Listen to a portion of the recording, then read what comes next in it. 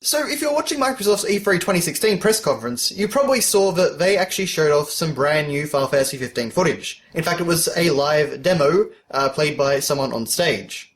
Now, this demo contained a battle against one of the summons or eidolons or whatever you want to call them, called Titan. And it was truly a spectacle to look at. You know, Titan is incredibly large, amazingly so, and that was very, very impressive. What wasn't impressive, however, was the actual battle itself. As far as I can tell, and a lot of people have commented on this that I've seen, all you had to do in the battle was dodge Titan while he just continually wiped his fist along the battlefield. And you just had to dodge him, wait for your party members to appear, they appeared, you had to keep dodging and keep dodging and keep dodging, and then eventually a scripted event would take over in which you had to cast Blizzara on his hand and break it, and that ends the fight. Proves your worth, or something like that. Now this made me very, very concerned about Final Fantasy 15. After playing the episode Duskay demo last year, I was actually feeling very, very positive about this game, and there's still, on the whole, I am still very excited for this game. I feel very positive about it. This, though, was a disturbing look at some just, candid, straightforward gameplay. And it didn't really look very fun. Now, this was one of my concerns in regards to the action RPG battle system. And what I mean by that is, with an action RPG, it can be very hard to incorporate much variety in the battles. And it can be very hard to do sort of, these bigger scale enemies, because naturally, you've got to come up with ways for the player to fight something that is, 5 times their size.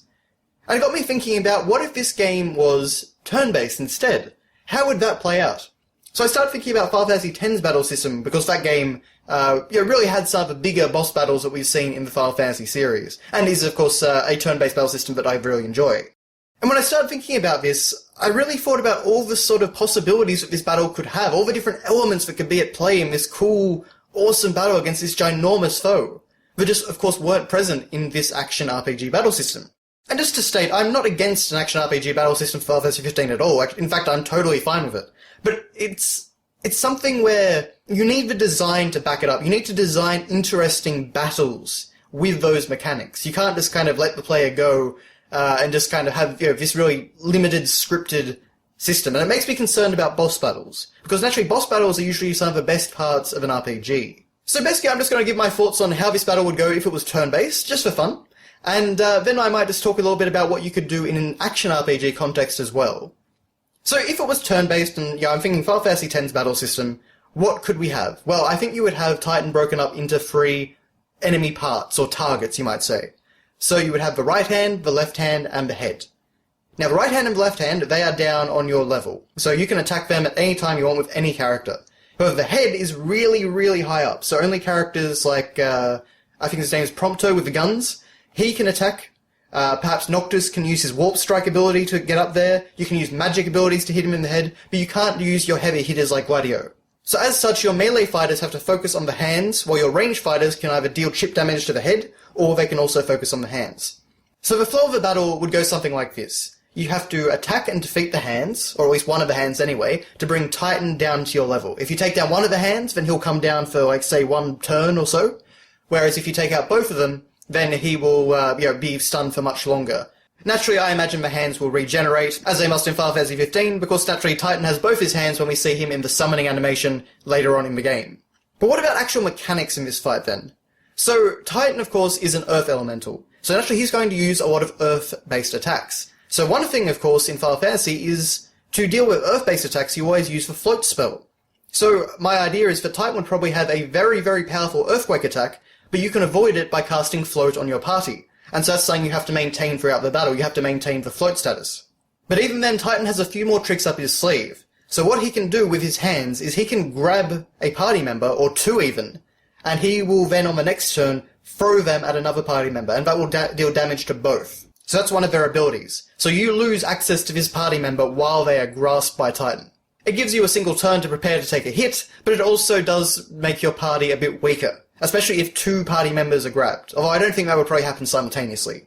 I'm not really testing things in my head here, I'm just really throwing out ideas. Perhaps much like the demo, you could also freeze Titan's hands. Maybe Ice Magic has a chance of inflicting Frozen, and then an attack from someone like Gladio will then smash the hand. Those are just a few ideas, and already you have a battle which is much more interesting and engaging. You're dealing with 3 targets, you've got to manage all 4 of your party members, you've got to have buffs going, you've got to be using magic to take out the head, you've got to also be weakening the hands, you could try to inflict frozen, or you could just try and go for maximum damage on the hands. You've got your party split up, so naturally you've got your physical attackers fighting the hands, while you've got your ranged attackers trying to deal damage to the head. And of course, once the head is defeated, the battle is over. But I think you can probably see what I'm getting at, though. In a turn-based battle system, there are much more possibilities for interesting strategies and mechanics than you get in what we saw in this demo.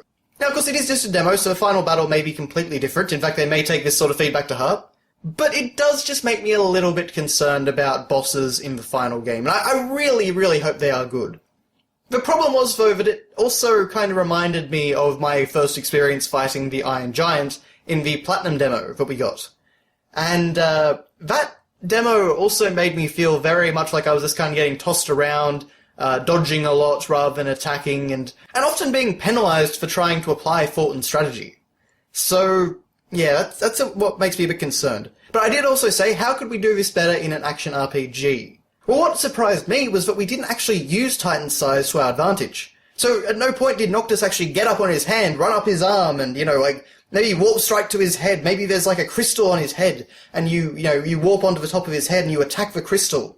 And once that crystal's destroyed, you defeat him. Or maybe you destroy that crystal and it brings him down to your level, so then your whole party can attack him. I'm not really talking Shadow of the Colossus or anything, but something which just, used that size and made it a battle rather than just a, hold down L1 and constantly dodge. That needed something more than that, I think. You could have also, of course, utilized the Empire. What were they? Not spearmen exactly, but they seem to have like mortars or launchers or some kind of ranged weapon that they were firing against Titan. And what would have been really interesting, of course, if you killed one of those guys and you could take up the mortar and you could fire one at him, and maybe that dazed him and brought him down to your level so you could attack the head. There are other possibilities, even in the context of an action RPG battle system, but just didn't seem to be on display here. So anyway, those were my just kind of my ramblings and my quick little thoughts about how you could do this battle differently.